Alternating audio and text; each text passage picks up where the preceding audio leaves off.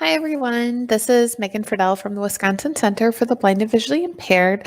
And today we're going to talk about using and adapting a microwave. First, we need to talk about what does a microwave do and how does it work?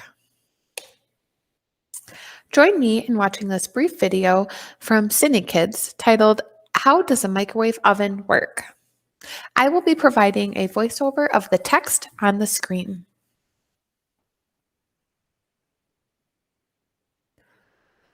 What is a microwave? A microwave is a machine that you use to heat foods and liquids. It cooks food by heating the water content in them.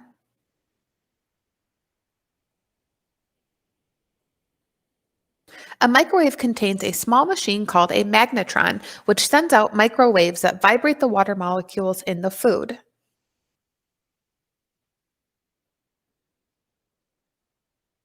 It is necessary to cover the food when heating it, otherwise the water will evaporate and leave your food dry.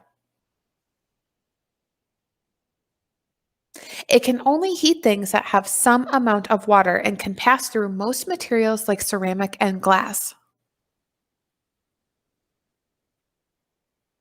Other materials like plastic and aluminum will melt when exposed to these shaking waves and will make it explode.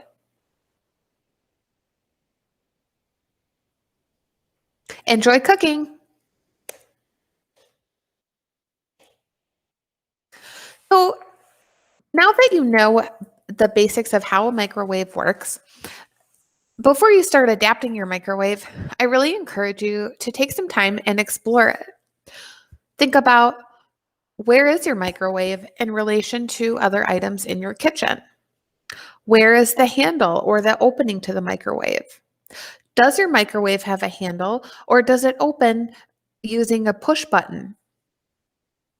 Once you decide that or determine that, open and close the door. When you're comfortable opening and closing the microwave door, feel around inside of the microwave. What's the biggest bowl that you could microwave inside of it? Where are the buttons located on your microwave? Is there a knob to set the time?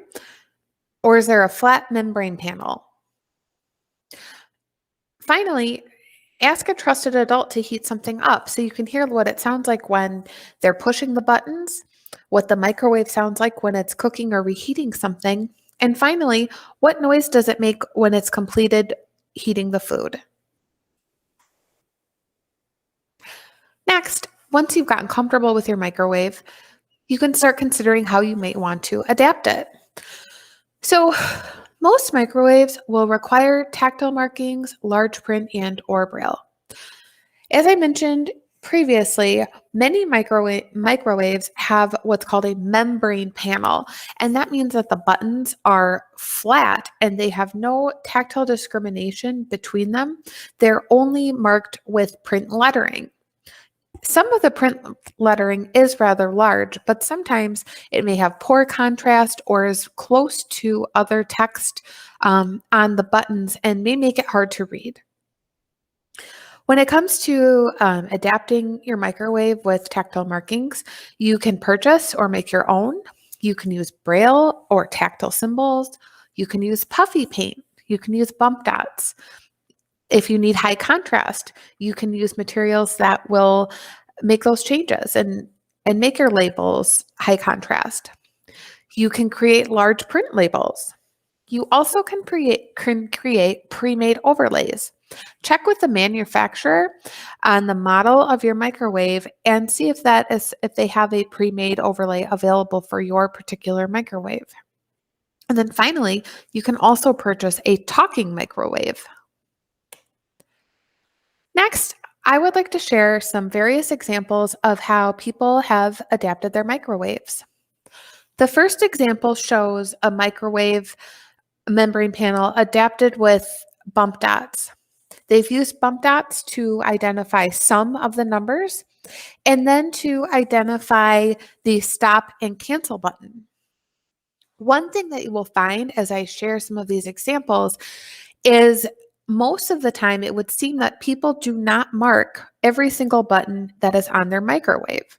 They only may identify the buttons that they use the most. Keep in mind, there is no right or wrong way to adapt a microwave. You just need to make it work for you. The next example uses puffy paint to mark the microwave panel. In this particular example, the numbers 1, 3, and 5 are actually written out with the puffy paint. And then the numbers 2, 4, 6, 7, 8, 9, and 0 have small dots of paint on them. And then the only other two buttons that are identified are the stop and clear button, which they've used a horizontal line in puffy paint. And then the instant cook and start button, which they have done a horizontal oval to mark that button. Next is an example of some pre-made tactile stickers. For this specific example, the stickers there's 2 of each sticker, and they come in 2 different colors, black and orange.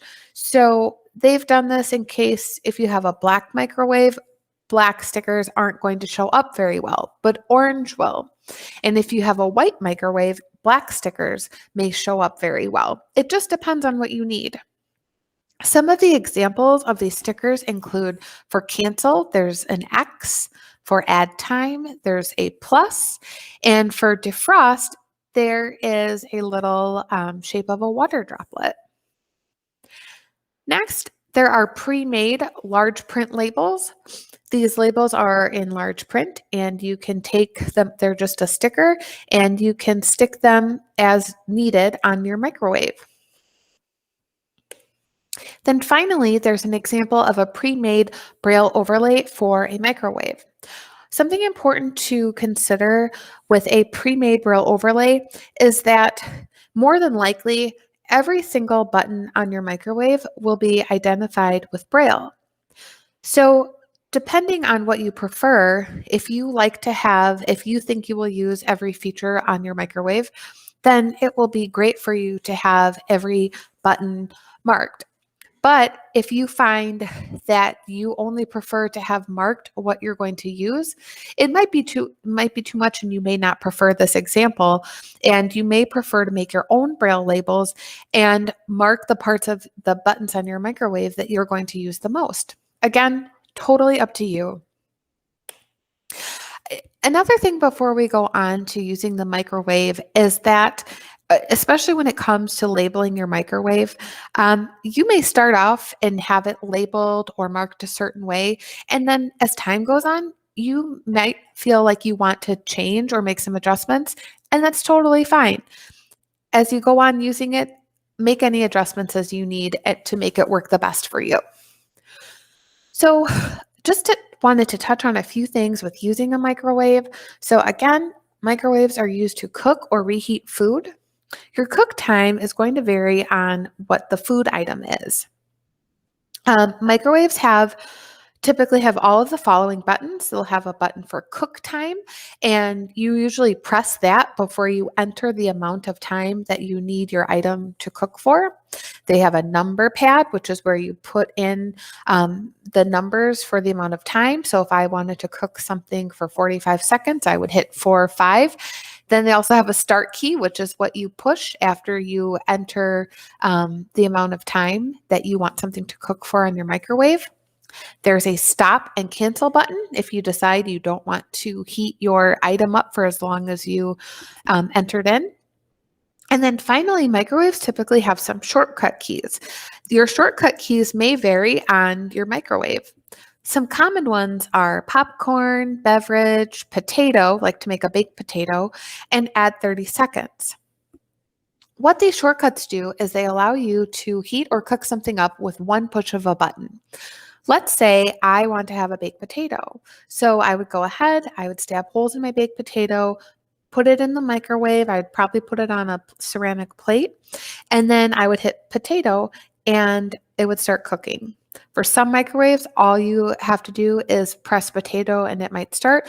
Other microwaves, you may have to press potato, then start. Again, every microwave model is a little bit different. Next, it's a good practice to use microwave safe containers and lids that are made of ceramic, glass, and some plastics.